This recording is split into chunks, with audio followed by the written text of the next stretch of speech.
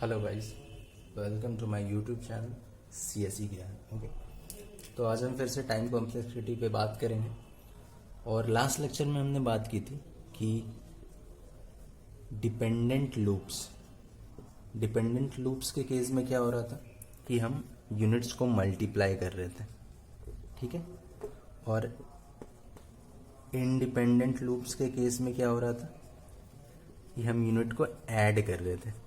Example में मैंने दिया था कि एक फॉर लूप है, इसके अंदर ये स्टेटमेंट है, फिर दूसरी फॉर लूप है, उसके अंदर स्टेटमेंट है, ये something A plus B equal to C. Okay, तो लास्ट लेक्चर में हमने क्या देखा था कि ये फॉर लूप कितने बार एग्जीक्यूट होगी, n टाइम एग्जीक्यूट हो रही थी, ये फॉर लूप भी n टाइम एग्जीक्यूट हो रही थी। तो टाइम कॉम्प्लेक्सिटी क्या आ रहा था, टाइम कॉम्प्लेक्सिटी आ रहा था n²। ओके, तो ये तो था डिपेंडेंट लूप्स। ये याद करने का तरीका है, ठीक है, याद रखने का तरीका है, ये एक तरह से ट्रिक मान लीजिए। डिपेंडेंट लूप्स जहाँ भी आपको दिखे, यानी कि दो फॉर लूप एक साथ दिखे, तो आप यूनिट्स को मल्टीप्लाई कर दें, ठीक है। और इंडिपेंडेंट फॉर लूप क्या था, जहाँ पे बस एक ही फॉर लूप थी, नीचे कोई स्टेटमेंट था। तो यहाँ इस केस में क्या हुआ था, ये लाइन एग्जीक्यूट हो रही थी n टाइम्स, क्योंकि ये कंडीशंस थी, ठीक है, n is greater than equal to 1, n time execute हो रही थी, और ये लाइन एग्जीक्यूट हो रही थी 1 टाइम। तो टाइम कॉम्प्लेक्सिटी क्या आ जा रहा था, big O of n plus big O of 1, ये कांस्टेंट था, तो n आ जा रहा था टाइम कॉम्प्लेक्सिटी, ठीक है।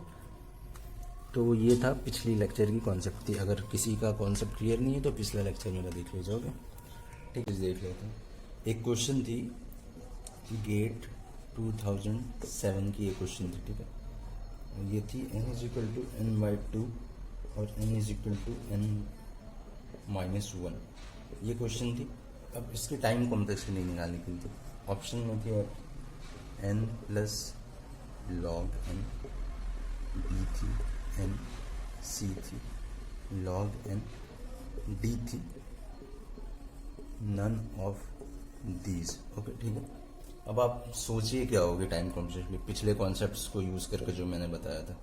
तो अब जैसे आप पहली स्टेप को देखेंगे, n is equal to n/2, तो इसकी टाइम कॉम्प्लेक्सिटी आपके दिमाग में क्या आ रही है। लास्ट लेक्चर में जैसे मैंने बताया था डिवीजन का केस आएगा, तो टाइम कॉम्प्लेक्सिटी आपकी log n हो जाएगी, ठीक है। तो ये पहले स्टेटमेंट की log n हो जाएगी, दूसरे स्टेटमेंट की जो है टाइम कॉम्प्लेक्सिटी ये सीधी n हो जाएगी। ओके, ठीक है, ये सबसे पहले लेक्चर की कॉन्सेप्ट है।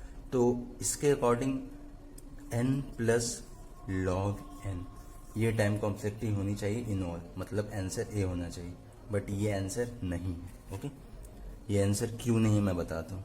ये देखिए, log n बहुत ही छोटा फंक्शन है, ठीक है, n बहुत ही बड़ा फंक्शन है। मान लीजिए किसी भी प्रॉब्लम को सॉल्व करने में कितना टाइम जा रहा है, मैं वो आपसे पूछूं, तो आप इन दोनों को अगर ऐड कर दोगे तो क्या होगा, n प्लस log n कर दोगे तो ये नेग्लेक्ट हो जाएगा, क्योंकि ये बहुत छोटा फंक्शन है, ये n बड़ा फंक्शन है। तो इसकी टाइम कॉम्प्लेक्सिटी आ जाएगी n, लेकिन n मुझे कम टाइम में किसी प्रॉब्लम को सॉल्व करना है बेस्ट केस में। ओके, तो ये बेस्ट केस में हमेशा, जब क्वेश्चन में मेंशन नहीं हो बेस्ट केस या वर्स्ट केस, तो हम हमेशा बेस्ट केस लेंगे। तो ये n जो है ये वर्स्ट केस है। सबसे बेस्ट केस क्या होगा, log n होगा, क्योंकि log n बहुत ही कम टाइम में मुझे प्रॉब्लम का सोल्यूशन दे देगा, इसीलिए इस क्वेश्चन का आंसर log n होगा। इट मीन्स याद रखिएगा गाइस कि हमेशा हम इफेक्टिव स्टेटमेंट्स की टाइम कॉम्प्लेक्सिटी लेंगे। अगर हमें दोनों में चूज करना होगा तो इफेक्टिव स्टेटमेंट ये है, ये हमें क्वेश्चन की प्रॉब्लम जल्दी से फाइंड करके देगा, इसीलिए हम टाइम कॉम्प्लेक्सिटी लेंगे log n। Okay, big O of log n time complexity हो जाएगी इस क्वेश्चन की, तो आंसर होगा C, नॉट A। ओके, ठीक है गाइस, थैंक यू, मिलते हैं नेक्स्ट लेक्चर में।